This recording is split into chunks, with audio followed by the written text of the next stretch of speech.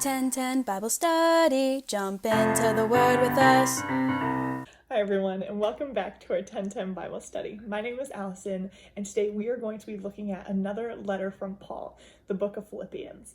And so Philippians is just this book of immense joy. It is Paul's thankfulness to the church of Philippi for encouraging him, and just a letter filled with so much love. And much like when he wrote the book of Ephesians, which is the last letter of Paul's we went through, Paul, when he wrote this, was in prison in Rome.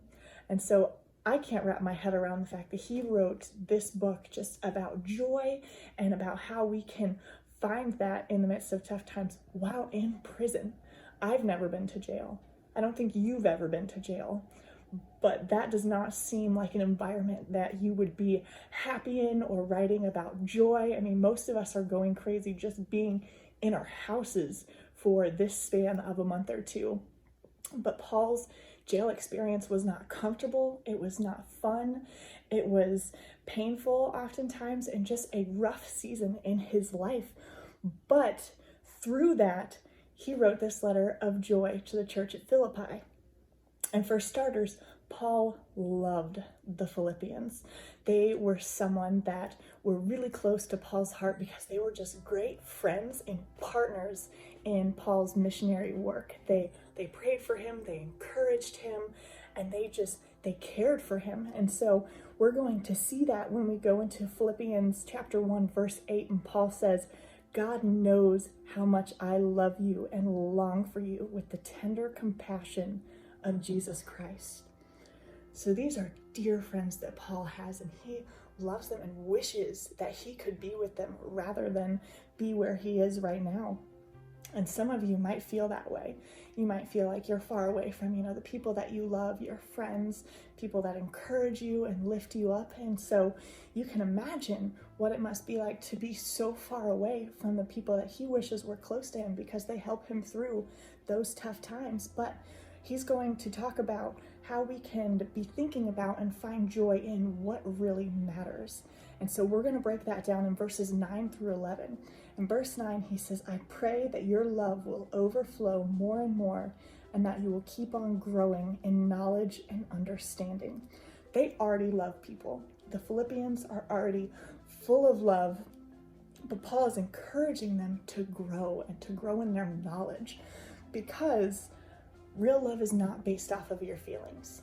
And I'm sure you've experienced that, where the people you love most, like your family, your parents, your siblings, you don't always feel like loving them. And I'm sure you can think of a recent time where they've maybe made you mad or annoyed you, and you don't feel like being nice, you don't feel like being kind, but we still choose to love them because that's what God calls us to do. And real love is based off of a choice, because Jesus chose to love us. We can choose to love other people. And so he picks it up and says, "For I want you to understand what really matters, so that you may live pure and blameless lives until the day of Christ's return."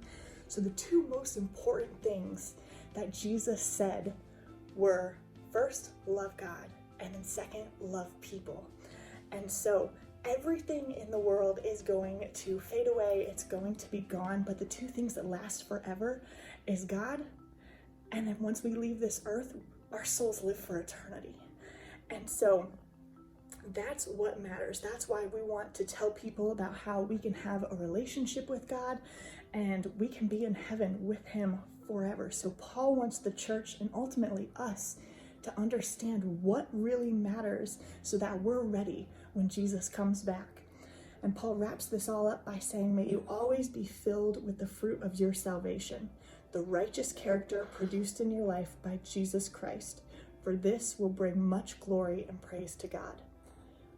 Ultimately, who's the only person that's going to help you build your character, that's going to help you choose to love people when you don't feel like choosing to love people? And who's going to help you get a relationship with God forever? It's Jesus. Jesus is the only person that can help us do all of those things.